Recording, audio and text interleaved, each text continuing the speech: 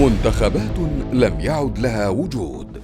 خلال قرن تقريبا من تاريخ المونديال، شهدت البطولة تغيرات كثيرة، ومع تبدل واقع الدول سياسيا ظهرت منتخبات واختفت أخرى. النسخة الثالثة شهدت مشاركة منتخب جزر الهند الشرقية الهولندية إندونيسيا حاليا. هو أقل منتخب لعب في تاريخ المونديال بواقع مباراة واحدة خسرها 6-0 ضد المجر، لكنها مشاركة ما زالت مسجلة حتى الآن باسم إندونيسيا.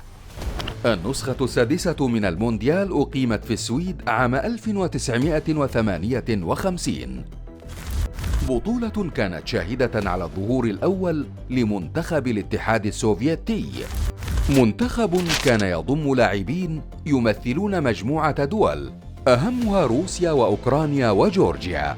أفضل نتيجة حققها المنتخب كانت المركز الرابع في مونديال عام 1966 في إنجلترا.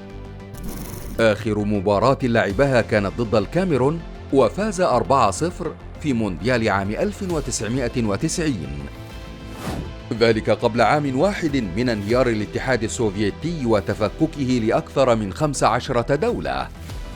مونديال إيطاليا شهد ظهوراً أخيراً لمنتخب ثان هو تشيكوسلوفاكيا، الدولة التي انقسمت لدولتين عام 1993 هما جمهورية تشيك وسلوفاكيا. منتخب تشيكوسلوفاكيا اقترب من التتويج بكأس العالم مرتين، لكنه حل وصيفاً في عام 1934 وعام 1962. وفي مونديال فرنسا عام 1998 ظهر منتخب يوغوسلافيا العريق للمرة الأخيرة.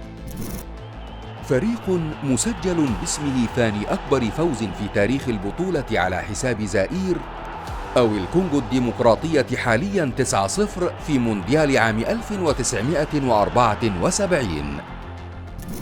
مونديال 74 شهد مباراة فريدة جمعت بين ألمانيا الغربية وألمانيا الشرقية قبل أن يصبحا دولة واحدة.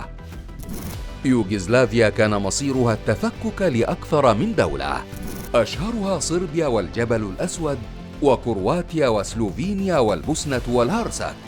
كل هذه المنتخبات تأهلت لكأس العالم بشكل منفصل باستثناء مقدونيا وكوسوفو. هل لديك ذكريات مع المنتخبات التي لم يعد لها وجود؟